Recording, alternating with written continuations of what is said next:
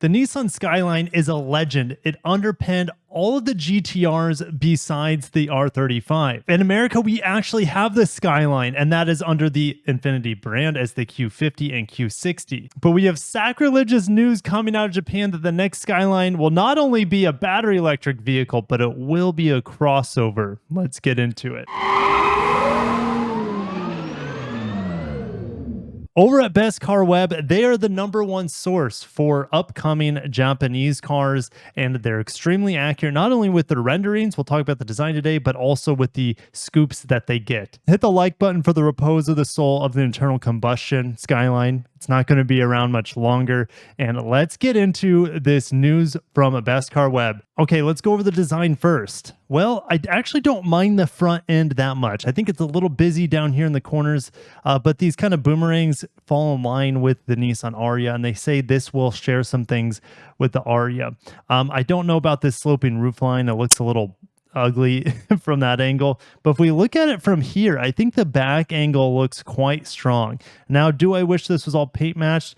Probably, but maybe there's some options here where you could get this all paint matched as well. I think the rear taillights look pretty strong here and kind of are an homage to the Nissan Skylines in the past with the dual circle tail lights. So what are they saying about this vehicle? Well, they say it's likely to develop on the base Ariya and have the E-Force powertrain. They're saying there is no sedan, only a crossover. But I got to do a quick Zach Morris timeout. The reason is because we have confirmation of a Nissan battery electric sedan here in North America being built in the Canton, Mississippi plant. That starts in 2025 for Nissan. We don't have a name for it. And in fact, we probably won't get the Skyline name because remember, just about a year and a half ago, Ford applied for the Skyline trademark in North America. And Nissan, as far as I know, has never really used that trademark here stateside. I think they'll name it the Maxima. We'll have a couple years where the Maxima is officially dead.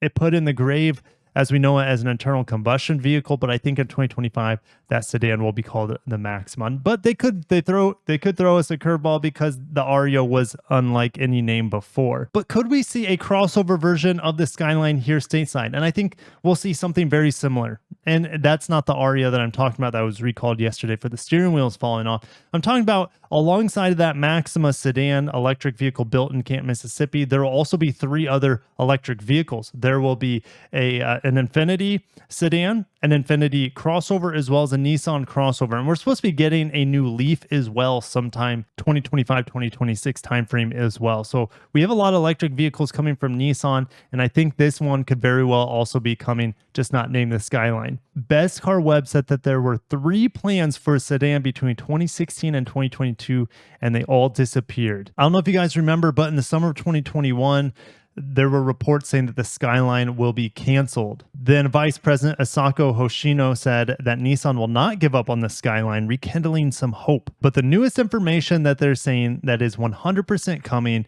as a Skyline and as a battery electric vehicle crossover. Electric 4-wheel drive with over 450 PS.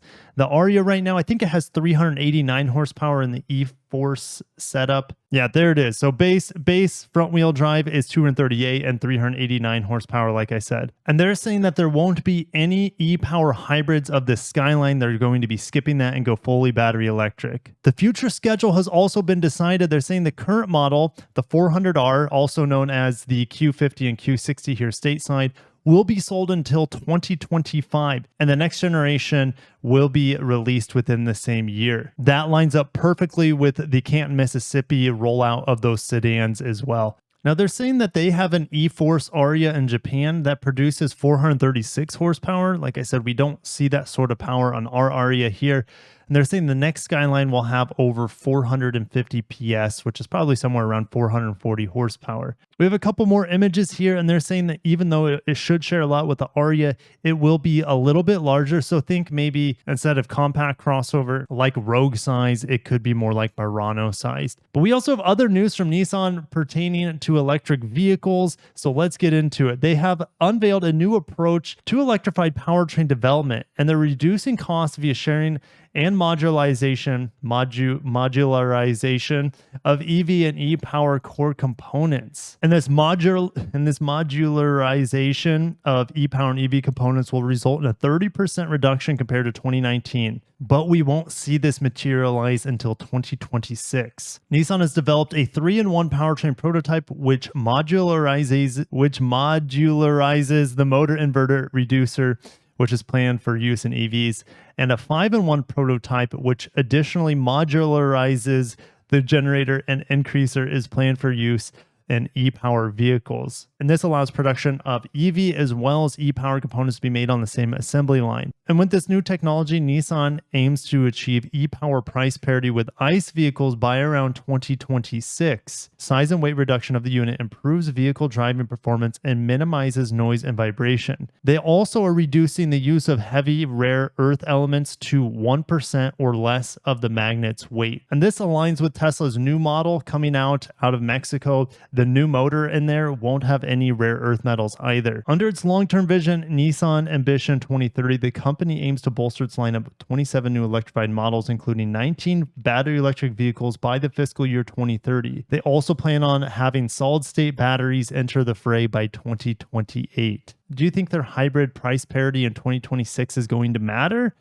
Do you think that's still too late? I think Toyota's price parity is already pretty close, and maybe that's why Nissan hasn't brought these vehicles here stateside, because they just can't make money off the e-power setup like they do in other parts of the world. It's hard to say, but we also have news coming out of Infiniti. Infiniti's chairman, Payman Kargar, is retiring as global brand head. Olga Filipova is taking over. Payman Kargar has been at the head of Infiniti since June of 2020, and he was preparing for a wide-ranging brand reboot centered on the QX80 SUV redesign, and will leave the role on March 30th. Kargar is returning to France, where he worked with Renault for nearly 2 decades before coming to Nissan in 2017. So Automotive News spoke with Kargar last year to talk about the future of Infiniti, which is a shaky future at best. The roadmap included a new look for Infiniti dealerships, a new design language for its vehicles, and a flurry of accents to impress customers. Here's the thing. I think Infiniti and Nissan's designs are perfectly fine. I prefer them many times over Honda as well as Toyota's designs. So design is not where they're lacking. They're lacking in new product. Also, they planned on a unique Infiniti scent and a signature sound. That's not going to bring new customers in, I promise. And this new brand identity was going to be launched when the redesigned QX80 comes out. They're supposed to reveal the QX80 monograph this year, and then the new QX80 should be out by sometime in 2024. Infiniti's global sales plunged 55% to 84,000 vehicles in 2021, down from almost 189,000 in 2019. But it fell even further in 2022, down to 46,000 vehicles. Former Nissan boss Carlos Ghosn had an idea of Infiniti reaching 500,000 vehicle sales and having 10% of the global luxury market. And Carlos Ghosn actually planned on bringing a Nissan Leaf badged as an Infiniti, maybe even with more power. And this was back in 2014, but of course we know that never happened. They still don't have any EVs on the market. We know in 2025 they'll have 2 with a sedan and a crossover out of that Canton, Mississippi plant. And if you made it this far in the video, thank you for watching. I really would appreciate a like. That helps me out so much. And I'll see you guys down below in the comments, especially pertaining to the Skyline and Nissan's transformation into a more electrified brand. Have a great day. Take care of yourselves and peace.